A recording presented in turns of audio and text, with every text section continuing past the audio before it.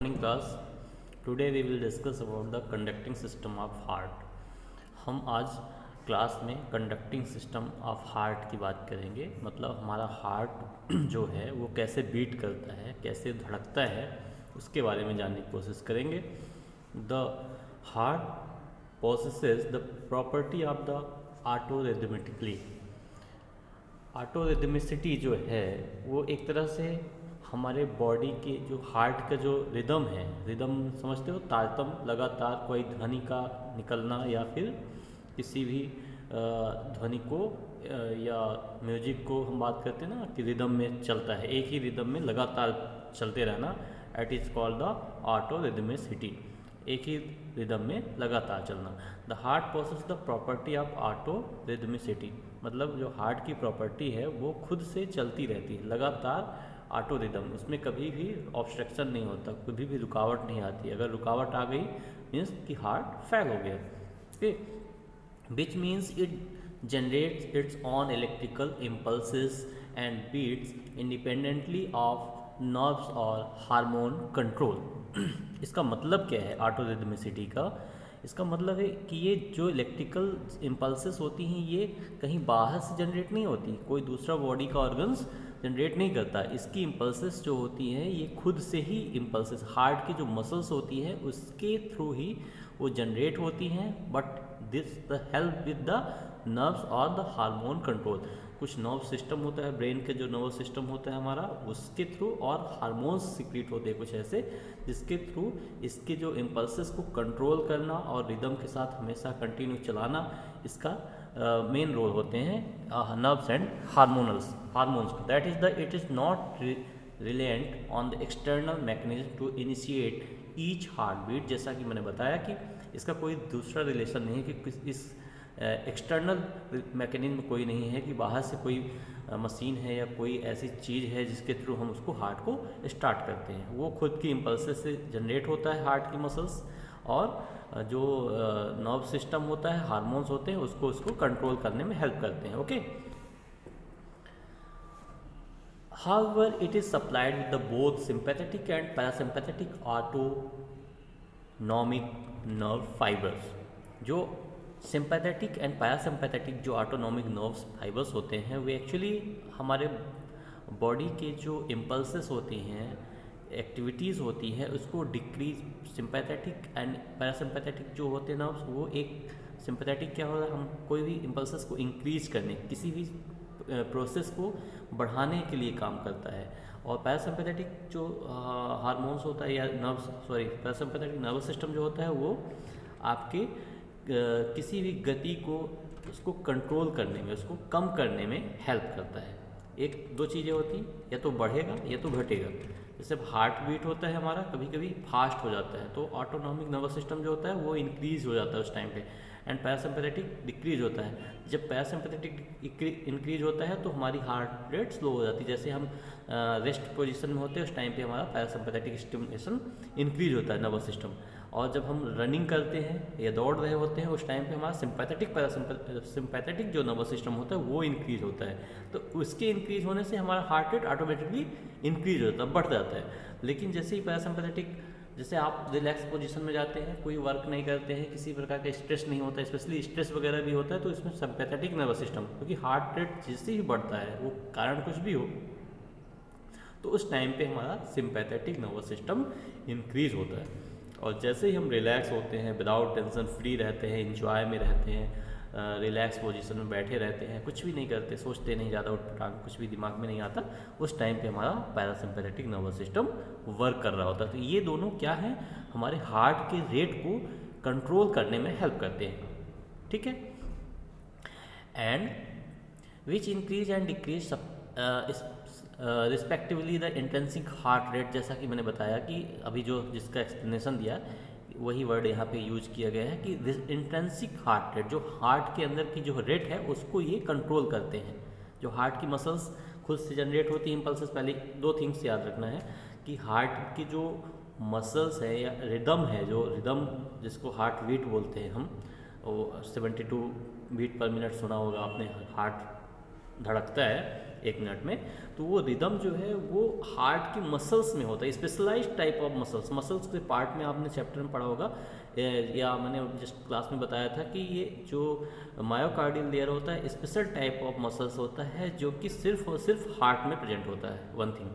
तो ये मसल्स जो होती हैं ये सेल्फ जनरेट करती हैं इम्पल्सेस को, और फिर sympathetic and parasympathetic nervous system क्या करते हैं, उनको कंट्रोल करते हैं। किसी टाइम पे जब सिंपैथेटिक नर्वस सिस्टम एक्टिव होता है तो उस टाइम पे हार्ट का रेट बढ़ता है, सिंपैथेटिक जब एक्टिवेट होता है उस टाइम पे हार्ट का रेट कम होता है। In addition the heart respond to a number of circulating hormones. इसके साथ मैं तो नर्वस सिस्टम की बात कर दिया और एक मसल्स की भी बात कर दिया कि हमारे मसल्स यहाँ पे जनरेट होती है, खुद से इम्पल्सेस जनरेट करती है, फिर उसको कंट्रोल करता है आपका hormonal system, nervous system. Add उसके साथ इन एडिशन उसके साथ जुड़ा हुआ है, एडेड है, the heart respond to the number of circulating hormones. कुछ हार्मोन्स होते हैं हमारे बॉडी में सर्कुलेट होते हैं, उसके कारण से भी वो मेंटेन करता है अपनी हार्ट बीट को, कभी ज़्यादा कभी कम होता है, including adrenaline, epinephrine and thyroxine. ये जो हार्मोन्स होते हैं हमारे बॉडी में, adrenaline, epinephrine and thyroxine hormones, ये भी कहीं ना कहीं हार्ट रेट को ज़्यादा या कम करने में भी रिस्पॉन्स करते हैं। ओके, तो हम 3 बात किए, एक तो मसल्स हार्ट में स्वतः होती हैं जो कि हार्ट इम्पल्सेस को जनरेट करती हैं, दूसरा हो गया आपके नर्वस सिस्टम जो कि वेगस नर्व होती है, इसमें एक्चुअली वो वेगस नर्व्स ब्रेन कनेक्टेड होती है हमारे हार्ट में, हार्ट को impulses sympathetic and parasympathetic impulses generate करवाती है। और तीसरा है हार्मोन्स जो कि सर्कुलेट होता है हमारे होल बॉडी में, उस हार्मोन्स की वजह से हार्ट के रेट में चेंजेस आते हैं या रिदम में चेंजेस आ सकते हैं थोड़ा बहुत। Now the small groups of specialized neuromuscular cells in the myocardium initiate the conduct impulses causing coordinate and synchronized contraction of the heart muscles. The small group of specialized neuromuscular, इसमें कुछ groups की specialised neuromuscular sales होती हैं जो myocardial में present होती हैं। Initiate the conduct impulses, जो कि इम्पल्सेस को कंडक्ट करती हैं, जो इम्पल्सेस जनरेट होती है उसको कंडक्ट मतलब इकट्ठा करना, and causing coordinate and synchronise contraction of the heart muscle. And क्या कोऑर्डिनेट करता है, सिंक्रोनाइज करता है, and contraction of the heart muscles, जो हार्ट की जो मसल्स होती हैं उनको कॉन्ट्रैक्ट। जैसे हमने बात किया था कि हार्ट में 4 चैम्बर्स होते हैं, right atrium, left atrium, right ventricle, left ventricle.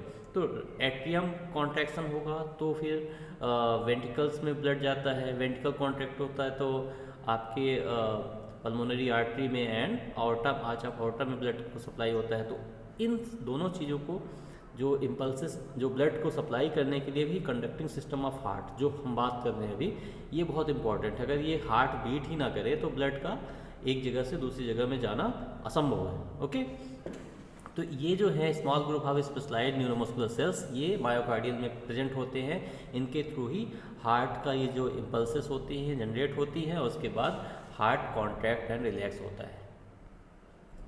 आप इस डायग्राम के थ्रू इतना समझने की कोशिश करेंगे पहले जस्ट कि ये जो पॉइंट्स हैं मैंने बताया, जैसे एसए नोड, ये जो येलो कलर का थोड़ा सा इसमें दिखाई दे रहा है, आप देख रहे हैं एसए नोड लिखा हुआ है, तो ये पॉइंट जो है एसए नोड होता है जो कि हार्ट के अपर पार्ट यानी कि एट्रियम पार्ट में इम्पल्सेस को जनरेट करता है। मैं अभी इसके बारे में बात करेंगे, एसए नोड क्या होता है, एवी नोड क्या होता है।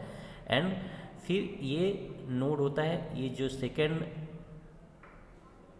ये इस जगह पे सेप्टम, जो हार्ट का सेप्टल होता है, दोनों पार्ट को डिवाइड करता है राइट एंड लेफ्ट साइड को, उसको हम बोलते हैं एवी नोड्स।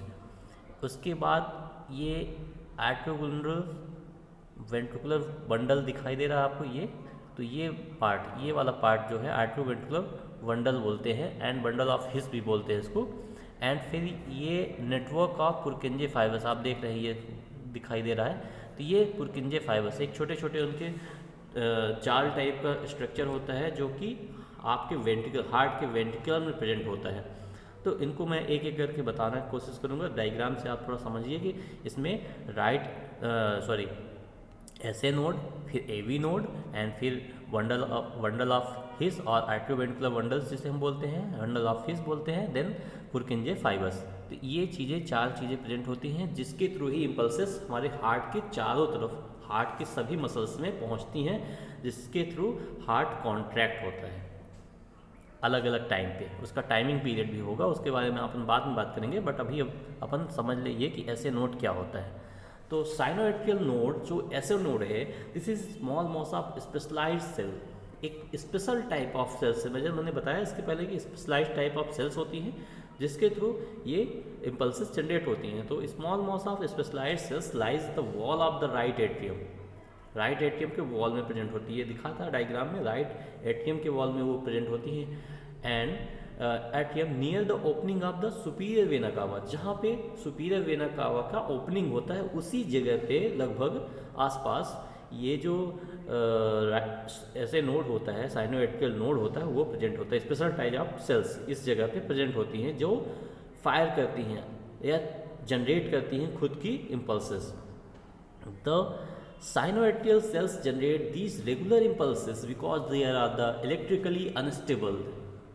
ये जो जनरेट करता है ऐसे नोड रेगुलर इम्पल्स, ये लगातार इम्पल्सेस जनरेट करता है और ये इलेक्ट्रिकली अनस्टेबल, जैसे हमारे इलेक्ट्रिकल शॉक होते हैं, इलेक्ट्रिक्स होती है, उसकी अनस्टेबल होती है, इसमें कोई स्टेबिलिटी नहीं होती, इसको कोई इसी स्टेबिलिटी को कंट्रोल करने के लिए आपका हार्मोन्स और नर्वस सिस्टम कंट्रोल करते हैं। तो इसमें इस टाइम पे आप याद रखिएगा, यहाँ पे इलेक्ट्रिकली अनस्टेबल होता है ये जो इम्पल्सेस होती है, लगातार ये इम्पल्सेस जनरेट करता है पर इसमें कोई कंट्रोल नहीं होता। This instability leads them to the discharge, इसके वजह से डिपोलराइज होता है रेगुलरली, ये बार बार डिपोलराइज होगा, रेगुलर में डिपोलराइज होता रहता है, यानी कि डिस्चार्ज होता रहेगा usually between 60 and 80 times a minute. इसका जो 1 मिनट में डिपोलराइजेशन होता है, डिस्चार्ज होता है, वो 60 से 80 बार, ओके, 60 to 80 टाइम्स 1 मिनट में होता है।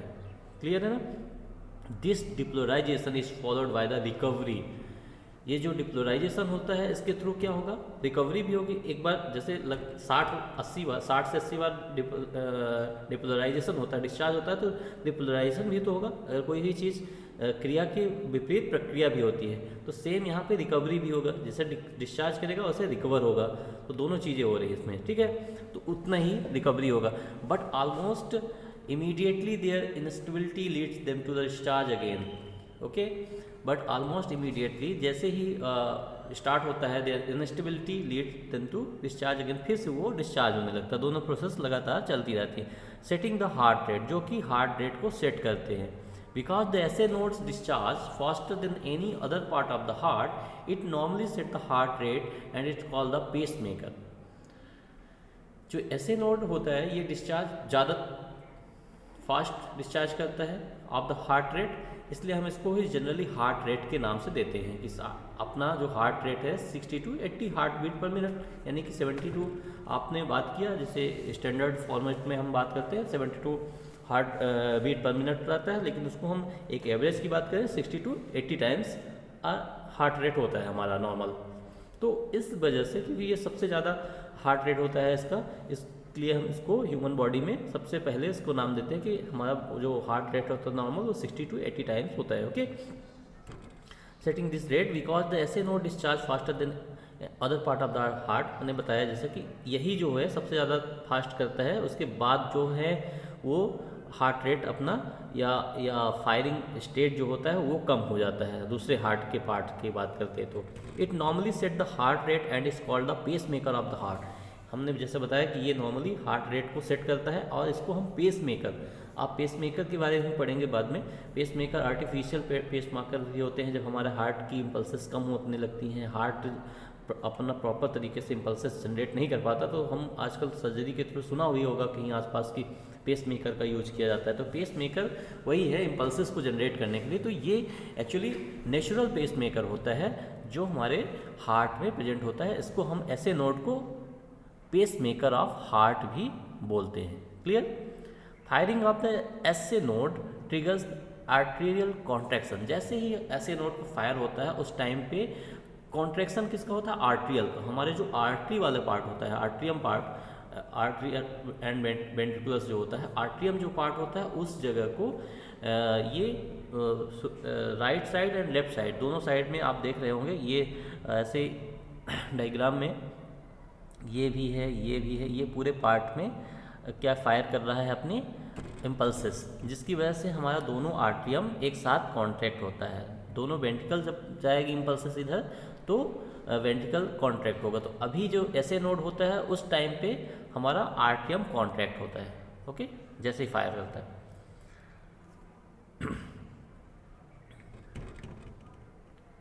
नेक्स्ट है एट्रियोवेंट्रिकुलर नोड, एवी नोड। अभी हम बात कर चुके हैं ऐसे नोड की, साइनोवेंट्रिकुलर नोड, एंड अब एट्रियोवेंट्रिकुलर नोड। एट्रियोवेंट्रिकुलर मतलब आर्ट्रियम से वेंट्रिकुलर की तरफ जा रहे हैं, तो इसको नाम दे दिए हम atrioventricular node. This small mass of neuromuscular tissue is situated in the wall of the atrial septum near the atrioventricular wall. तो इस वर्ड को याद रखिएगा, स्मॉल न्यूरोमस्कुलर टिश्यू, जो न्यूरोमस्कुलर टिश्यूज होते हैं सिचुएटेड होते हैं इस wall of the atrium septum, जहाँ पे आर्ट्रियम का सेप्टम है। सेप्टम मतलब दोनों पार्ट को डिवाइड करती है। तो एट्रियम वेंट्रिकुलर, तो एट्रियम के सेप्टम बीचों बीच, हार्ट के जो बीचों बीच है, इसमें आपको दिखाया था डायग्राम में, ये वाला पार्ट, ये सेप्टम पार्ट है, इस जगह पे प्रेजेंट होता है क्या? आपका atrioventricular AV node. Normally the AV nodes merely transmitted the electrical signal from the arteria into the ventricles। जो नॉर्मली एवी नोड्स होता है ट्रांसमिट करता है electrical impulses from the atria, atria से इनटू द वेंट्रिकल, वेंट्रिकल की तरफ, atrium से ventricular की तरफ इम्पल्सेस को जनरेट करता है, सेंड करता है। There is a delay here, यहाँ पे थोड़ा सा डिले होता है, थोड़ा टाइम लगता है। The electrical signals takes 0.1 second of the second of pass through the into the ventricle. 0.1 second का टाइम लेता है अपनी इम्पल्सेस को वेंट्रिकल्स तक पहुंचाने में। जैसे ही वो टाइम जो होता है पॉज टाइम होता है, या कह सकते हो जब हमारा एट्रियम कॉन्ट्रैक्ट हो चुका होता है ऐसे नोड के थ्रू, तो एवी नोड जब इम्पल्सेस जनरेट करता है, इम्पल्सेस भेजता है वेंट्रिकल्स को, उस टाइम पे पॉज टाइम या डिले टाइम कहलाता है 0.1 सेकेंड का। उस टाइम पे हार्ट रिलैक्स होता है, कह सकते हो आप, through the into the ventricle. This allow the atria finish contraction before the ventricular start. ये क्या करता है, जैसे ही ये अलाउ करता है आर्ट्रिया फिनिश कॉन्ट्रैक्शन, आर्ट्रिया का कॉन्ट्रैक्शन फिनिश हो जाता है उसी टाइम पे, विदाउट 0.1 सेकेंड का जो टाइमिंग है उस टाइम पे आर्ट्रिया का कॉन्ट्रैक्शन फिनिश हो चुका होता है। वैसे ही वो इम्पल्सेस पहुंचा देता है वेंट्रिकल की तरफ बिफोर द वेंट्रिकल स्टार्ट। जैसे वेंट्रिकल कॉन्ट्रैक्शन स्टार्ट होता है उसके पहले का ये टाइम होता है, क्लियर है ना। हार्ट, एट्रियम, वेंट्रिकल दोनों कॉन्ट्रैक्ट हो रहे हैं, इधर से भी, इधर से भी, इधर से भी, इधर से, तो वो बीच का जो 0.1 सेकेंड का टाइम है वो एक्चुअली इस टाइम को बोलते हैं हम। The AV nodes also have the secondary pacemaker function. जो एवी नोड है उसको हम सेकेंडरी पेसमेकर फंक्शन बोल सकते हैं। And takes over this role if there is a problem with the SA node itself. अगर इस एसे नोड में खुद प्रॉब्लम है तो एसे नोड, और with the transmission of the impulses from the atria is intensing firing rate. उस time पे हमारा जो खुद का ही फायरिंग रेट क्या होता है, उस अगर AV node also secondary pacemaker, ठीक है, एक वर्ड याद रखिएगा, ऐसे नोड तो है पेसमेकर, हम फर्स्ट प्राइमरी पेसमेकर बोलते हैं, लेकिन AV node is also the secondary pacemaker function. It takes over this role of there is a problem with SA node, किसी कारण से भी ऐसे नोड में कोई प्रॉब्लम आ गई हो इटसेल्फ, और with the transmission of impulses, या फिर जो इम्पल्सेस ऐसे नोड से ट्रांसमिट हो रही एवी नोड में इम्पल्सेस, उसमें किसी प्रकार का प्रॉब्लम आ जाता है, that time the impulses from the atria transmitted from the atria, जो आर्ट्रिया से इम्पल्सेस आ रही होती है, उसमें अगर किसी प्रकार की प्रॉब्लम आए, that time the intensing firing rate, जो कि डायरेक्ट उसके अंदर ही फायरिंग रेट स्टार्ट हो जाता है उस टाइम पे आपके एवी नोड में, सॉरी हाँ एवी नोड में। ऐसे नोड में अगर प्रॉब्लम है तो एवी नोड में फायरिंग होगा। And however it's slower than the set by the SA node, but ये ऐसे नोड के जो set 60 to 80 beat per minute होता है, उससे इसका रेट जो होता है वो डाउन होता है, वो होता है यहाँ पे 40 to 60 beat per minute, clear है। तो ये सेकंड पेस मेकर है, सेकेंडरी पेस मेकर कह सकते हैं। अगर किसी कारण से ऐसे नोड में कोई भी प्रकार का प्रॉब्लम आ गया हो या इम्पल्सेस जो पहुंचाने वाली जो फाइबर्स हैं उसमें किसी प्रकार की abnormalities आ गई हो, तो उस कंडीशन में एवी नोड खुद से सेल्फ जनरेट इम्पल्सेस करता है, पर इसका जो फायरिंग रेट होता है या इम्पल्सेस रेट होता है वो ऐसे नोड के कंपेयर में कम होता है। इसका होता है 40 से 60 बीट पर मिनट, उसका था 60 से 80 बीट पर मिनट। तो 60 से 80, इसका 40 से 60 है, इतना ही डिफरेंस है। किसी कारणवश अगर प्रॉब्लम आ गई तब। Now the atrioventricular bundle, AV bundle और बंडल ऑफ हिस। हम बात करते हैं अब एट्रियोवेंट्रिकुलर बंडल। जो बंडल की मैं बात किया था, जो दोनों साइड में रहती हैं, जो आपके सेप्टम में प्रेजेंट होता है, ये बंडल ऑफ हिस, ये दोनों साइड पे दो ब्रांच में हो जाता है। बिल्कुल नीचे एपेक्स पार्ट में आने के बाद एक इधर चला जाता है, एक इधर, फिर इसके बाद पुरकिंजे फाइबर प्रेजेंट होते हैं। तो बंडल ऑफ हिस की बात कर रहे हैं हम अपन। एट्रियोवेंट्रिकुलर बंडल, एवी बंडल और bundle of His, this is a mass of specialised fibre. Special type of fibres होते हैं that originate from the AV node, जो कि एवी नोड से, अभी जैसे अपन बात करें एवी नोड, उससे ये कनेक्टेड होते हैं, जनरेट होते हैं, ओरिजिनेट होते हैं, उससे बने होते हैं। The AV bundle crosses the fibre ring the separate atria and ventricular, then at the upper end of the ventricular septum it divided into right and left bundle branch. ये बात याद रखिएगा, the AV bundle crosses the fibres ring, एक fibre ring होती है जिससे cross करता है the separate atria and ventricular, जो कि एट्रिया एंड वेंट्रिकुलर को सेपरेट करता है। Then it upper end of the ventricular septum, upper and जो होता है इसका वेंट्रिकुलर सेप्टम में प्रेजेंट होता है, and it divide into the right left ventricular branch. Ventricular septum से जैसे ही डिवाइड होता है तो इसके राइट एंड लेफ्ट बंडल में डिवाइडेड हो जाता है, तो इसको हम right and left bundle branch बोलते हैं। Okay, within the ventricular myocardium the branches break up into the fine fibres. जैसे ही वेंट्रिकुलर मायोकार्डियम लेयर में पहुंचता है तो ये ब्रांचेस ब्रेक हो जाती हैं इनटू द फाइबर्स के रूप में प्रेजेंट हो जाती हैं। फाइबर पतले पतले फाइबर की लाइक स्ट्रक्चर बन जाते हैं और बहुत सारे प्रेजेंट हो जाते हैं, ब्रेक हो जाते हैं उस जगह पे।